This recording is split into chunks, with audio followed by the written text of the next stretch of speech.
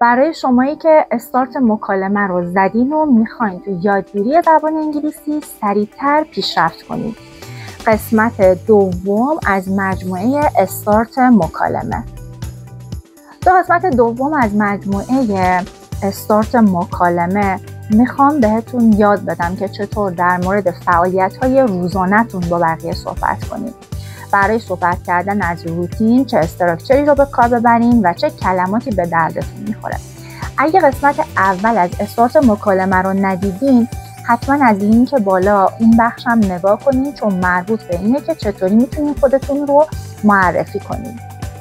و اما این ویدیو قراره 30 تا از فعل هایی رو که برای فعالیت روزانه ازشون استفاده میکنین رو بهتون یاد بدم و این که چطور تو جمله اونا رو به کار ببرین تا در مورد روتینتون صحبت کنین. اولین فعلمون برای بیدار شدنه. برای بیدار شدن 2 تا فعل داریم.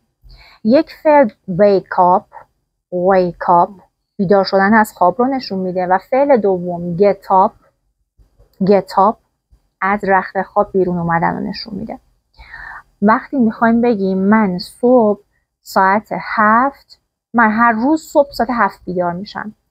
I wake up at 7 a.m. every day. من هر روز صبح ساعت 7 بیدار میشم.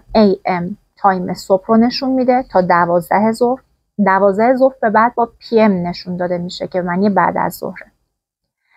حالا میخوام بگم من 7 صبح بیدار شدم ولی 7 و نیم از رخت خواب و تخت خوابم بیرون اومدم.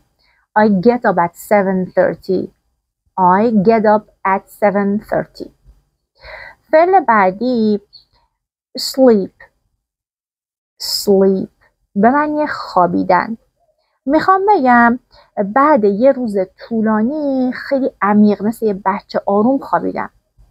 After a long day I sleep like a baby.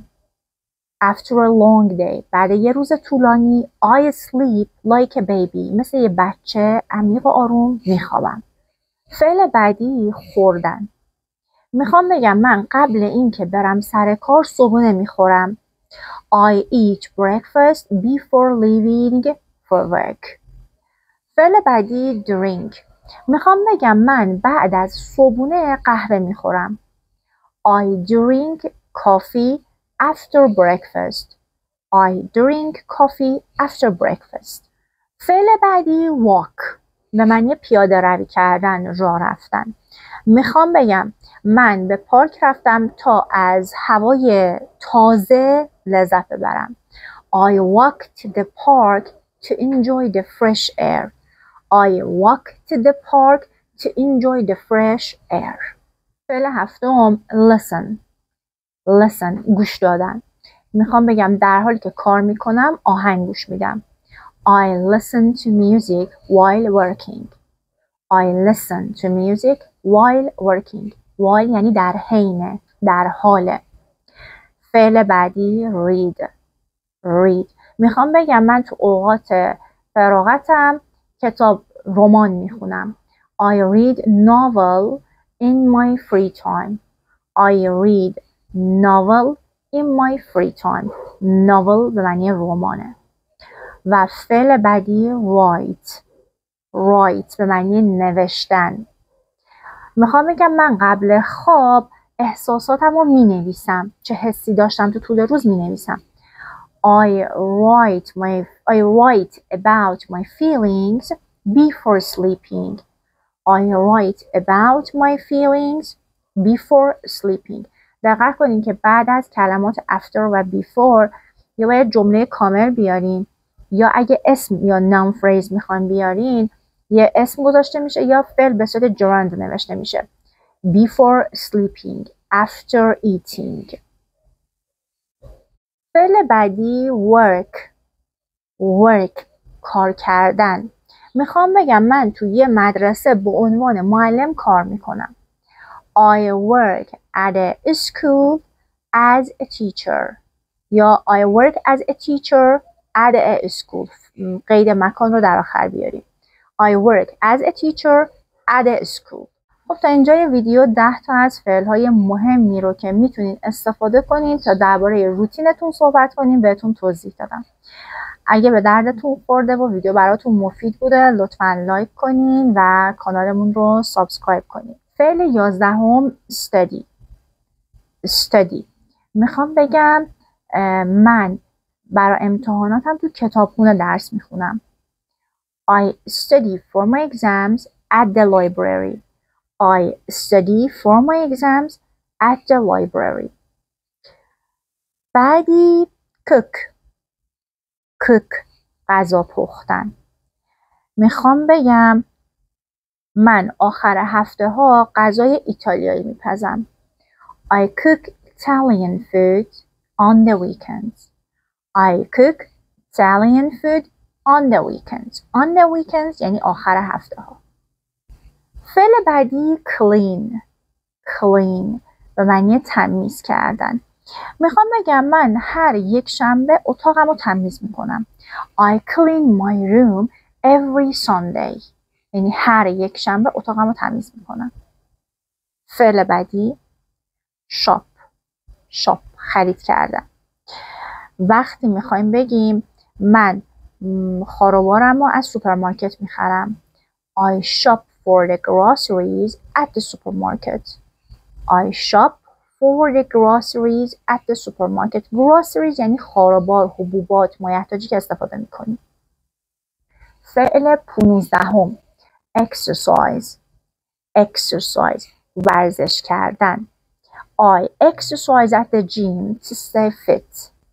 من تو باشگاه ورزش میکنم تا تناسب اندامم رو حفظ کنم، تا متناسب بمونم.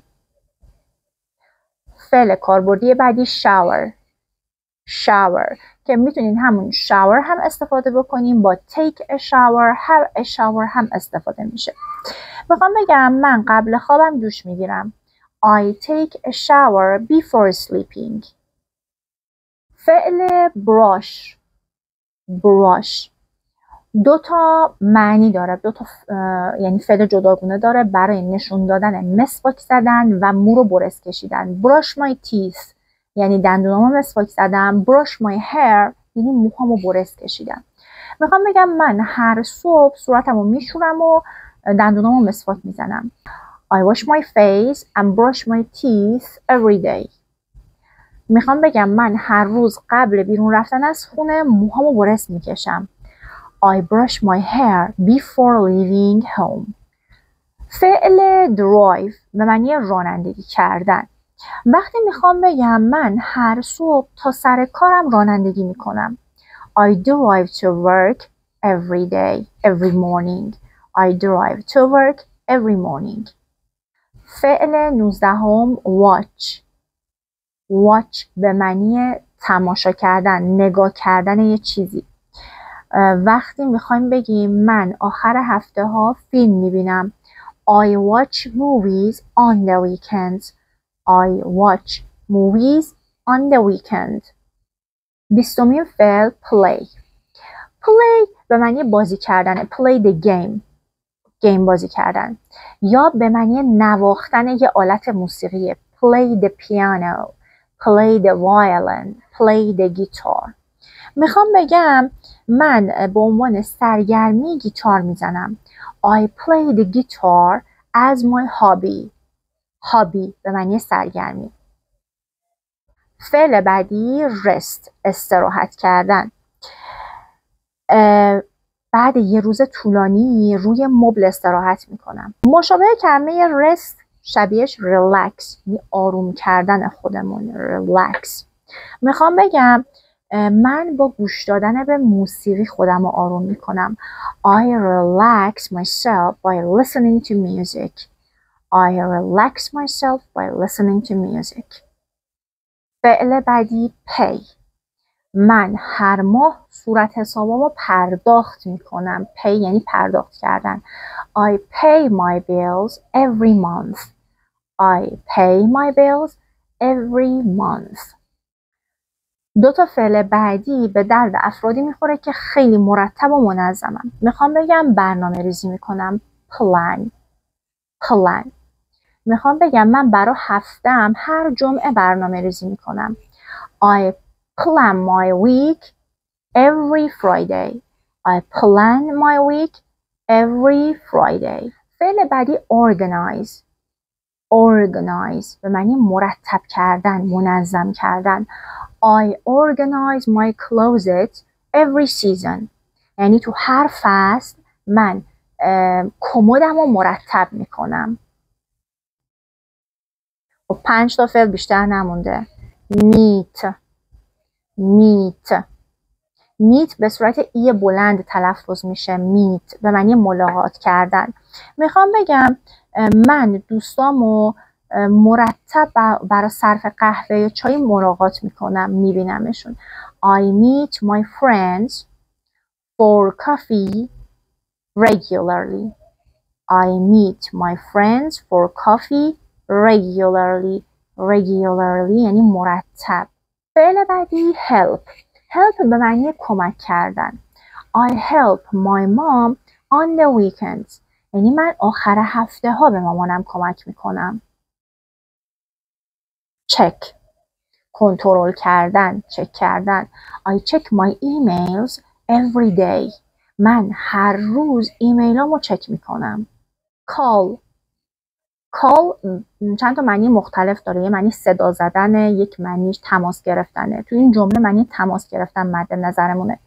I call my friends every week. هر هفته به دوستام زنگ میزنم. و آخرین فعل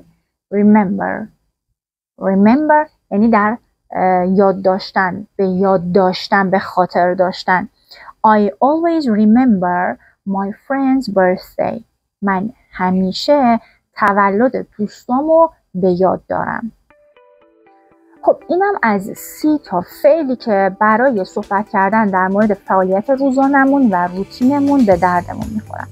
اگه دقت کرده باشین تو همه جمله ها ساختاری که استفاده کردیم برای مثال گفتن ساختار حال ساده بود. یعنی فعل به صورت ساده استفاده میشه. I go, I walk. وقتی حال ساده به کار میبریم و در مورد سوم شخص میخوایم صحبت کنیم، فعلمون یه اس سوم شخص میگیره. She walks, he walks, she goes, he goes, it flies. به این نکته هم توجه کنین.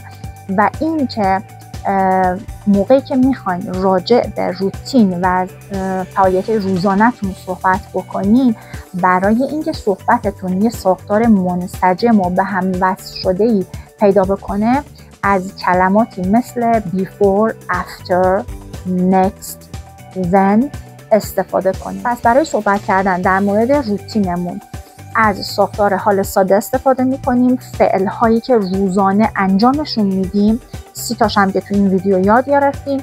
جملات رو با کلمات after, before, next, then و هم دیگه وصل می‌کنیم تا ساختار منسجم‌تری جملاتمون و صحبتمون پیدا بکنه و روانتر صحبت کنیم. برای اینکه متوجه بشین کامل که چطوری میتونین راجع به فعالیت‌های روزانه‌تون با استفاده از این ساختار، فعلایی که خوندیم و این 4 تا کلمه که گفتم با وصل کردن جملات به هم دیگه طوری صحبت کنین که صحبت کردنتون خیلی روان و منسجم باشه.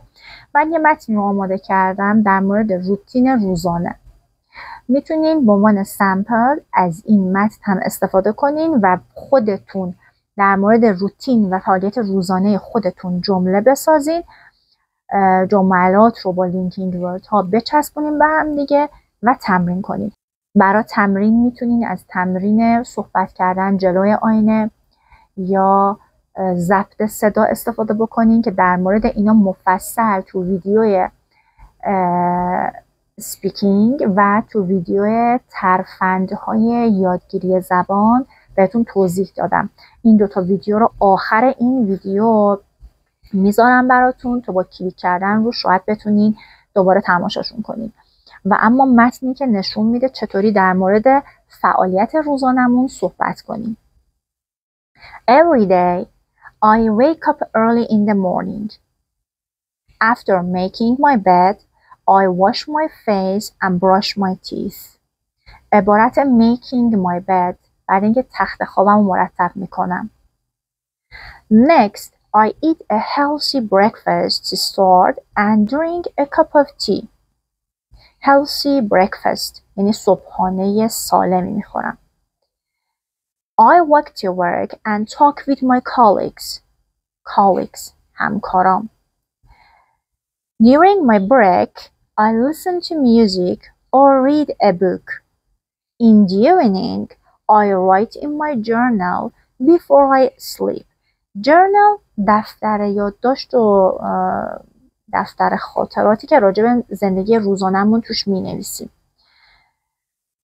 This routine helps me work efficiently and study effectively. کلمات efficiently و effectively مؤثر و کارآمد. I also cook dinner, clean the house, and sometimes I shop for groceries. I make sure to exercise regularly to stay fit. I like to watch a movie or play video games to relax and rest. Before bed, I take a shower, plan my schedule, and organize my tasks for the next day. Schedule به معنی برنامه روزانه‌ای که داریم. On the weekends, I meet friends, help my family with chores, and check my emails. Chores به معنی کارهای روزانه، کارهایی که تو خونه انجام میشه. I call my loved ones to catch up and remember to cherish every moment of the day. Catch up یعنی همدیگه رو دیدن، با هم صحبت کردن و راجع به همدیگه اطلاعات گرفتن، اینکه چی کار میکنه، تو چه وضعیه. و کلمه cherish every moment یعنی از هر لحظم لذت میبرم. اینم از دومین بخش استارت مکالمه با 30 تا از فعل هایی که برای صحبت کردن در مورد فعالیت های روزانه میشه ازشون استفاده کرد. متن نمونه‌ای که میتونین راجع به فعالیت روزانه‌تون آماده بکنین هم براتون خوندم. از این متن استفاده کنین برای کارهای خودتون، کارهایی که روزانه انجام میدین. سعی کنین یه متنی آماده بکنین و جلو آینه یا با وایس ریکوردینگ تمرینش بکنین. لطفاً سابسکرایب به کانال یادتون نره و ویدیومون رو با دوستاتون شیر کنین تا اونام استفاده کنن.